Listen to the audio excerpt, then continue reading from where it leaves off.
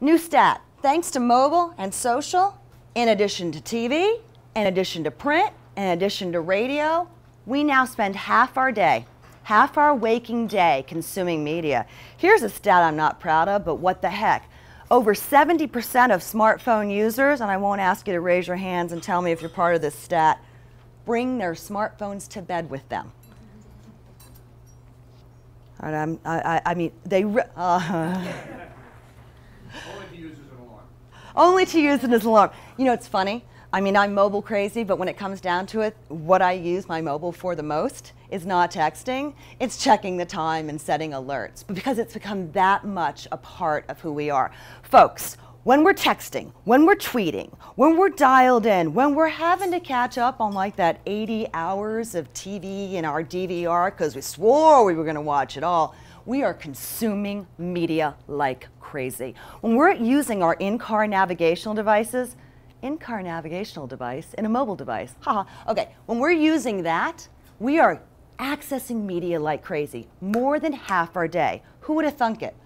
If we're using more than half our day accessing media, that means our customers are. There's implications for our business. We simultaneously live and work in two worlds. I'd love for you guys to do an exercise over the next week, seriously. Monitor your own behavior and those around you, and just start paying attention to how much you check your mobile device, how much you email from it, how much you access apps, and how much those around you do. When was the last time you had a conversation with an executive and they weren't checking their mobile device at the same time?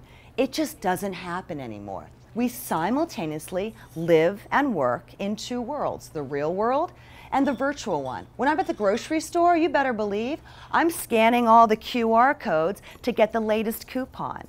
When I'm at the toy store with my nephew, I'm scanning those QR codes to look at videos so I can show them different toys they can buy.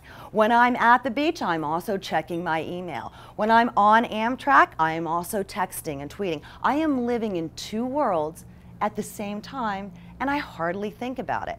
And if you look over the next week and you notice how much you also live and work in two worlds, this is the new normal. This is the revolution we're talking about, because we're always dialed in, we have anytime, anywhere media, and it's always on, and thus we're always working. I say that these nifty devices become our personal computers. I can personalize anything I want on this. I can create a ringtone for my father, for my clients, for my friends. I can have, a nifty home page. I can personalize everything in this truly personal computer. Yet when I'm at my desktop and I'm using Outlook, every time I get an email, it's the same ringtone. Ding, ding, but not on here. I can personalize everything. And think about it. Think how much work you do through your mobile device. It truly becomes a personal computer.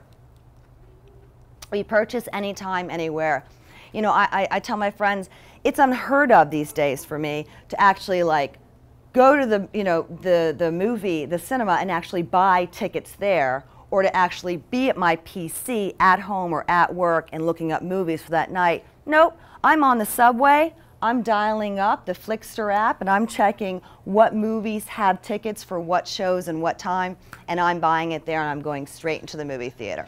It's unheard of to me that when I'm in a cab on the way to the airport, I better get that text from JetBlue or Continental that I signed up for that tells me my flight's on time or my flight's delayed. That's what we've come to expect. Purchase anytime, anywhere. Think about this too. We now expect media that we can manipulate. Newsflash, 10, 12 years ago, we actually didn't have DVRs. I know it's really wild, we actually had to watch TV at the time it was on. And if we didn't see it, well, we hopefully had a VCR and we had a tape for it, but we had to watch TV. My friend's 3-year-old, he was showing her a cartoon last week. And it was in real time because, there was cartoons on Saturday morning, and usually they tape them for him. And all of a sudden there was a commercial, and she said, "Daddy, what did they do to my cartoon?" And he's having to explain to her, "This is a commercial. Why would they do that to my cartoon?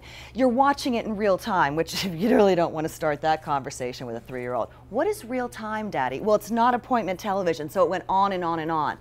But she wasn't used to media that she couldn't manipulate. My friend has 2-year-old boy twins, and they don't understand because they're so used to using smartphones, touchscreens, and iPad touchscreen. They don't understand that when they touch the TV in the house, why nothing happens. Because they haven't grown up in a world like that. That's just not what's normal to them. We expect media we can manipulate. We expect to be in control. You know, we're impatient. In the last 3 years, for a web page to load, we've gone from 4-second threshold to 2-second. Do you think that your audiences say, well, since it's a PC, it should take 2 seconds to load, but since it's a smartphone, well, I'll give it 5 seconds or 6 seconds. No, they don't distinguish. Who here gets really, really angry when it takes a long time for your phone to load email? If it takes more than, say, 30 seconds. I can certainly tell you I do, and I don't keep my expletives to myself. I am saying it when I have to wait 3-4 minutes for my mobile phone to load. We've become impatient. Why? Because we're in anytime, anywhere world. We believe that media should be at our fingertips. We believe that information should be. So if we believe it, and our customers do, then we absolutely need to work with that in our marketing, because that's what marketers do, and that's why we're here today. Tablets make every room a TV room. Have you guys seen this from Time Warner Cable? I'm sorry guys, I know you spent that $6,000 on that great plasma TV, but now, why would you actually have, how antiquated, a TV room when you just have tablets that can go all over your house? So now, instead of having to watch TV on my TV, I can watch TV wherever I am in my house. The next killer app is that no matter where I go in the city or the country, I want to be able to watch TV there as well, whether I'm in Central Park, Midtown, Subway, or at home. But guys, this is how much things are changing. Who here uses the Chase app or an app like it? Do you guys know about it? It's phenomenal. I don't have to go to the bank to do banking. I no longer need to take that physical check and deposit it. Nothing against tellers, nothing against banks, but now, because of mobile, and because Chase got really smart in how to move the needle for their business, customers just point and shoot right through our smartphone cameras, and we deposit those checks, and then you just keep a record of the physical check, and the money gets in there, no matter where you are. Just think, it used to be people spent a lot of time in really long lines at the bank. Now all you need is a $50 smartphone, a free app, and a check. How long have you been using it for? About 6 months. It's transformative, isn't it? It's just, the first time were you like, will the money really get there? Will the money? Okay, I'm not alone. And I'm in mobile, and it was like, will the money really get there? But it really gets there. To think that I have to go to the bank to do my banking, old school, folks. That's not where we are anymore. So we are now a multitasking society. It's the new normal. We are always tweeting, always texting, always dialed in, always on our mobile devices, and now our customers are too, and we need to work with that in our marketing. So what does mobile mean for your business? Because I want you guys to take away some really core principles along with Justin's words today on social. First, we have more ways and more tools to engage your business. I want everyone to understand this. While you're hearing a lot about apps, and apps are awesome, apps are one piece of the equation. They're one tool. Look at all the tools you have at your disposal through mobile, and we're at the very beginning. And you know what? Some tools, like SMS, which is a few $100s a month, my father's using that. He's had 400% ROI in 2 weeks alone. And those are basic text messaging. And that's what you can do to move the needle. Mobile websites. Remember, don't go all app happy before you actually have a website that customers can view on their mobile devices and be able to navigate through. A good exercise is to go back to your offices and go back to your employers and ask them to try and navigate through your corporate website made for the 15-inch, 17-inch screen and see how long it takes them to do 2-3 actions. Because we really need to optimize.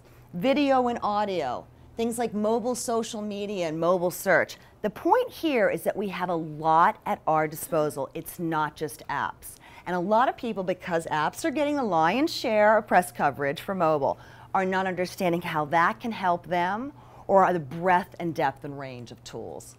So I want you to start thinking small. I want you to start thinking inside the box. If by 2013, 2.5 years from now, your customers are going to be accessing you through their mobile devices and their small screens, we need to think inside the box that is that experience for them.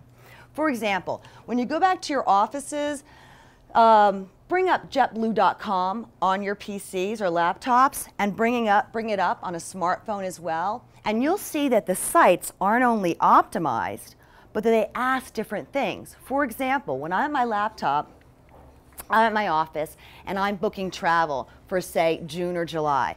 I may be adding a hotel, I may be looking at frequent flyer awards, and I have half an hour. But when I'm calling up JetBlue from that, New York City cab on the way to JFK, I want to know one thing and one thing only. Is my flight on time? And you'll notice that the first thing on their mobile website asks, you want your flight status right away. So in designing for mobile environments, and Avanti has done really well at this, it's not only understanding what the customer needs to be able to see, but they want to be able to understand what's important to them when they're accessing us from a mobile environment. Also, Danica Patrick, GoDaddy's girl, does everyone here know what QR codes are or mobile barcodes are? Show of hands. Okay. Mobile barcodes look kind of funny. They're like barcodes, but you can scan them with the smartphone camera in your mobile device, and it takes you somewhere. For example, on her car, on her apparel, on her site, she shows this barcode. Now understand, barcodes can be used by small businesses, mid-sized businesses, and large-sized businesses. And what users do is they scan that barcode, because they always have their mobile devices with them, and they can find out where's Danica's racing schedule? Where's she going to be next? Where's she signing autographs? Did her latest GoDaddy commercial come out? So understand this. Right now, Naomi and I have new business cards being printed, and what's so cute when I'm giving out my current business cards, I call them Vintage CK, because they're the only business card that will ever be left without a QR code, because you need to have a logo that takes you somewhere. For instance, mine take my users to my mobile site where they can get a lot of video. Where on my larger site, I have a lot of text and I have longer form communications. But QR codes can be very convenient, and now logos are no longer just flat. They take you somewhere.